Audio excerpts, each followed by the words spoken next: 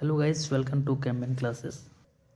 आज हम economics series जो हमारा चल रहा है उसको हम आगे लेकर चलेंगे। इसके पहले हमने पढ़ा था मनी सप्लाई, मनी पढ़ा था, उसके बाद मनी सप्लाई हम लोग पढ़ा था। तो मनी सप्लाई क्या पढ़ा था? हमने पढ़ा था total supply of money in active circulation in a given country's economy at a given time. एक टाइम यहाँ पे दिया हुआ है, मान लेते हैं एक साल में कितने हमारा एक्टिव सर्कुलेशन मनी है, एक्टिव सप्लाई जो मनी का हुआ है वो सर्कुलेशन में है, वो देखते हैं, उसको बोलते हैं मनी सप्लाई। ठीक है, इसमें एक्सक्लूड कर देते हैं क्या, आरबीआई के पास जो है गवर्नमेंट और कमर्शियल बैंक को एक्सक्लूड क्यों करते हैं? क्योंकि यहाँ पे क्या होता है, डबल काउंटिंग को अवॉइड करने के लिए, क्योंकि यही पैसा हमारा सर्कुलेशन में ही होता है। ठीक है, स्विच में जैसे मनी सप्लाई, अब मेजरमेंट कैसे करेंगे मनी सप्लाई को? तो मेजरमेंट ऑफ मनी सप्लाई, इसके पहले हमने बताया था कि M1 M2 M3 M4 ये पढ़ने हैं हमें, तो इससे मेजरमेंट करते हैं। जैसे M1 और M2 को हम नैरो मनी बोलते हैं, और M3 यहाँ पे M4 होगा, M3 लिखा गया, M3 और M4 हमारा क्या है, ब्रॉड मनी बोलते हैं। तो एक्चुअल में M1 M2 M3 M4 होता क्या है? इसके पहले एक M0 होता है, जिसे M0 बोलते हैं उसको। सबसे पहले हम रिजर्व मनी देखते हैं क्या होता है। रिजर्व मनी में क्या होता है, करेंसी जो सर्कुलेशन में है, जो करेंसी हमारा सर्कुलेशन में है, ठीक है, क्वाइंस हो गया, हाँ करेंसी हो गया, plus bankers deposit with the RBI, bank कुछ डिपॉजिट करता है वैसा आरबीआई के साथ वो, और अदर डिपॉजिट्स जो होता है आरबीआई के पास, ये इस सबको मिलाएंगे तो ये हमारा क्या होगा, रिजर्व मनी इसको बोलते हैं। जिसको आर, ये रिजर्व मनी हो गया, M0 इसको डिनोट करते हैं। ठीक है, नेक्स्ट जो हमारे यहाँ पे M1 है, M1 एक्चुअल में होता क्या है? ठीक है, तो M1 हमने बताया कि जो करेंसी है पब्लिक के पास, ठीक है, चाहे वो क्वाइंस में हो, ठीक है, या हमारा नोट्स में हो, नोट्स हो या क्वाइंस हो, कर पब्लिक के पास है, प्लस जो हम demand deposit held by the public with the commercial bank, यानी जो कमर्शियल बैंक में हम डिमांड डिपॉजिट का मतलब क्या होता है, जो हमने गया और पैसा किसी बैंक में आ रहा है, जैसे एसबीआई मान लेते हैं, ठीक है, एसबीआई है, पीएनबी, कोई भी हमारा कमर्शियल बैंक है, उसमें पैसा हम डिमांड डिपॉजिट, जैसे सेविंग अकाउंट है, सेविंग अकाउंट में हमारा होता है, जैसे डिमांड डिपॉजिट इसमें होता है, जब भी हम इसमें डिपॉजिट कर रहे हैं और वो डिमांड पे, यानी जब भी हमको ज़रूरत है हम उसमें से विड्रॉल कर सकते हैं। Whenever we require we will withdraw the money from there. ठीक है, तो ये हमारा M1 हो गया। इसमें हम देखते हैं C प्लस DD दिया है, प्लस EOD दिया है, यानी C मतलब करेंसी हमारे पास है, DD मतलब क्या, DD मतलब क्या होता है यहाँ पर, डिमांड डिपॉजिट, और OD मतलब क्या, other deposit with the bank, ठीक है, विद द आरबीआई। ठीक है, अब M1 में हमारा ये क्या होता है कि ये, इसमें हम देखते हैं कि वो लिक्विडिटी कितना है। ठीक है, तो लिक्विडिटी हमारा बहुत ज़्यादा लिक्विडिटी इसमें होता है M1 में। कैसे? ऐसे क्योंकि अगर हमारा जब भी ज़रूरत है, लिक्विडिटी मतलब जब भी हमारा ज़रूरत है तब हम निकाल सकते हैं वहाँ से, मनी विड्रॉल कर सकते हैं, एटीएम गए, एटीएम कार्ड से निकाले, यूपीआई से निकाले, मतलब जब भी, whenever we required will withdraw. ठीक है, तो इसमें जब भी हमारा रिक्वायर्ड होता है हम यहाँ से विड्रॉल कर सकते हैं। जैसे बहुत सारे पीपल्स जो होते हैं, बहुत सारे लोग जो इशूज़ करते हैं क्या, चेक्स होता है against deposits in the banks. ठीक है, तो वो हमारा वहाँ पे मिलता है। अब M2 क्या होता है एक्चुअल में? M2 को भी हम लोग क्या बोलते हैं, नैरो मनी बोलते हैं। ठीक है, अब नैरो मनी इसको बोलते हैं। इसमें हम देखते हैं M1, M2 निकालने के लिए क्या होगा, M1 प्लस जो हमारा सेविंग डिपॉजिट विद द क्या, विथ P मीन्स क्या, पोस्ट, जो पोस्ट ऑफिस का जो बैंक होता है, उसमें हमारा जो पोस्ट ऑफिस का जो सेविंग बैंक होता है उसमें डिपॉजिट करते हैं। ठीक है, और प्लस M1 को हम ऐड करेंगे तो हमारा क्या निकलेगा, M2 निकलेगा।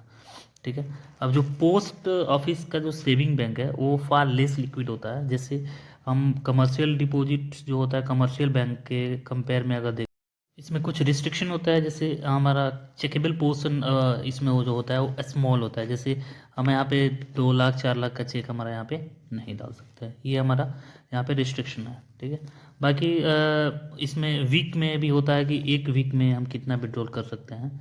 ठीक है, वीक में भी यहाँ पे रिस्ट्रिक्शन है कि एक वीक में इतना 1 लाख या 50,000 रुपये हैं विड्रॉल कर सकते हैं, ये हमारा इतना ही रिस्ट्रिक्शन है पोस्ट ऑफिस सेविंग जो डिपॉजिट होता है उसमें।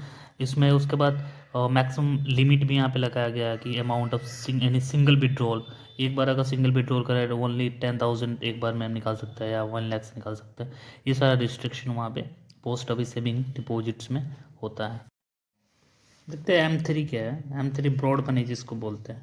इसमें क्या है, M1 plus time deposit of the public with the bank, जो टाइम डिपॉजिट यानी फिक्स डिपॉजिट पब्लिक करती है बैंक के साथ वो। और M1 मीन्स क्या होता है, जो करेंसी है विद द पब्लिक के पास जो करेंसी है, और जो डिमांड डिपॉजिट हम कमर्शियल बैंक में डिपॉजिट करते हैं वो हमारा M1 में आता है। और इसमें टाइम फिक्स डिपॉजिट को भी ऐड कर देंगे तो हमारा M3 होता है। जब भी बहुत सारे इकोनॉमिक्स जो होते हैं, ठीक है, और न्यूज़ रिपोर्ट भी जो जब भी हम टोटल मनी सप्लाई की बात करते हैं तो यूजुअली हम M3 को यहाँ पे वो लोग यूज़ करते हैं। मोस्ट जो न्यूज़ रिपोर्टर है वो भी इसका यूज़ करते हैं कि हमारा मनी टोटल कितना सप्लाई हुआ है, तो M3 का यूज़ करते हैं, ठीक है।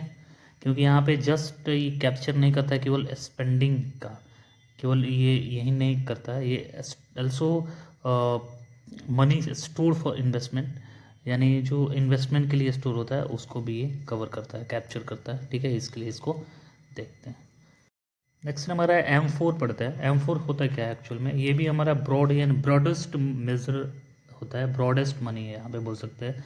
इसमें हमारा M1 तो यहाँ पे इंक्लूड होगा ही होगा, plus total post office deposit होगा यहाँ पे, एक्सक्लूड नेशनल सेविंग सर्टिफिकेट। ये नेशनल सेविंग सर्टिफिकेट एक्चुअल में क्या होता है, ये नेशनल NCS होता है, नेशनल सेविंग सर्टिफिकेट। ये पोस्ट ऑफिस में हम डिपॉजिट करते हैं। पोस्ट ऑफिस में एक इन्वेस्टमेंट होता है, जैसे यहाँ पे 5 लाख का फिक्स डिपॉजिट करते हैं, 2 लाख का मैच्योरिटी पीरियड 5 ईयर्स का होता है, उसमें इंटरेस्ट मिलता है वही 7.7 समथिंग % वो मिलता है। और ये पोस्ट ऑफिस में जो हमारा होता है इन्वेस्टमेंट डिपॉजिट, फिक्स डिपॉजिट, उसको बोलते हैं नेशनल सेविंग सर्टिफिकेट, ठीक है। तो बहुत सारे इकोनॉमिक्स रिपोर्टर भी ये टोटल मनी सप्लाई की अगर बात करते हैं तो यहाँ पे हम M4 का भी वो लोग यूज़ करते हैं, ठीक है। लेकिन यूजुअली M3 ही करते हैं क्योंकि ये अभी आपको बताया मैं, ठीक है। बाकी हम फैक्टर अफेक्टिंग, कौन सा फैक्टर जो है वो उसको अफेक्ट करता है किस पे, तो मनी सप्लाई इन इंडिया। तो मनी सप्लाई पे कौन सा फैक्टर अफेक्ट करता है, ठीक है, तो वो हमारा देखेंगे। तो factor affecting of money supply in India, तो इसमें होता है एक CDR होता है, ठीक है, करेंसी डिपॉजिट रेशियो, और एक होता है रिजर्व डिपॉजिट रेशियो। तो एक्चुअल में ये करेंसी डिपॉजिट रेशियो और रिजर्व डिपॉजिट रेशियो होता क्या है, इसको देखने की कोशिश करें, ठीक है। अब यहाँ पे करेंसी डिपॉजिट रेशियो यहाँ पे देखेंगे, ये करेंसी डिपॉजिट रेशियो एक्चुअल में होता क्या है, ठीक है। अब यहाँ पे करेंसी डिपॉजिट रेशियो का मतलब होता है कि जो ratio of money held by the public in currency to hold in the bank deposit, यानी जो भी हमारा पब्लिक जो बैंक में पैसा होल्ड किया है यानी रखा है, उसको उन्होंने क्या किया, अपने पास रखा है, ठीक है। तो अपने पास रखा है, जो भी बिहेवियरल पैरामीटर पे डिपेंड करता है, जैसे सीजनल पैटर्न पे भी, ये क्या होता है, सीजनल पैटर्न पे भी डिपेंड करता है। मान लो कि फॉर एग्जांपल हम एग्जांपल के लिए कोई फेस्टिवल सीज़न आ गया, जैसे होली और दिवाली आ गया, तो दिवाली में हमारे क्या है, पैसे की ज़रूरत होती है, होली क्या है, पैसे की ज़रूरत होती है, तो उसमें क्या है, कैश चाहिए, यानी पैसा का ज़रूरत ज़्यादा है, ठीक है। तो उसमें क्या होता है, पीपल क्या होता है, डिपॉजिट्स को हम कैश बैलेंस में वो क्या करते हैं, कन्वर्ट कर देते हैं, डिपॉजिट्स को कैश बैलेंस में कन्वर्ट कर देते हैं for meeting extra expenditure during such period, ठीक है। तो ये हमारा होता है करेंसी डिपॉजिट रेशियो, ठीक है। उसके बाद हमारा होता है रिजर्व डिपॉजिट रेशियो। क्या है, इसमें क्या है, बैंक क्या करता है, और कुछ पार्ट जो है, ठीक है, कुछ पार्ट जो है मनी का, जो लोगों का जो पैसा है उसको होल्ड कर देता है बैंक डिपॉजिट में, और रिजर्व मनी, जैसे रिजर्व मनी हो गया, और loan out the rest to various investment project, कुछ मतलब अपने पास रखता है और कुछ इन्वेस्टमेंट प्रोजेक्ट में वो हमारा बैंक क्या करता है, इन्वेस्ट कर देता है। इसमें क्या आता है, 2 पॉइंट आता है, ठीक है। अब इसमें 2 पॉइंट आता है, ये क्या है, 2 पॉइंट में हम क्या है, एक वॉल्ट केस कैश होता है, वॉल्ट कैश, एक वॉल्ट कैश होता है, वॉल्ट कैश इन बैंक, ठीक है, और डिपॉजिट ऑफ कमर्शियल बैंक, और एक होता है डिपॉजिट ऑफ कमर्शियल बैंक, ठीक है, विथ RBI, ठीक है। तब ये बैंक इसका प्रयोग करता है क्यों, to meet the demand for cash by account holders, जब भी अकाउंट होल्डर्स की कैश की ज़रूरत होती है तो यहाँ से ले सकता है, ठीक है। अब ये जो बैंक होता है उसको कीप रिजर्व इज कॉस्टली, जो रिजर्व करते हैं वो कॉस्टली पड़ जाता है, ठीक है, क्योंकि अगर रिजर्व वापस अपने यहाँ पे रख रहे हैं तो फिर इन्वेस्ट नहीं कर पा रहे हैं, ठीक है। कोई अगर यहाँ पे फिक्स डिपॉजिट किया 5 लाख, ठीक है।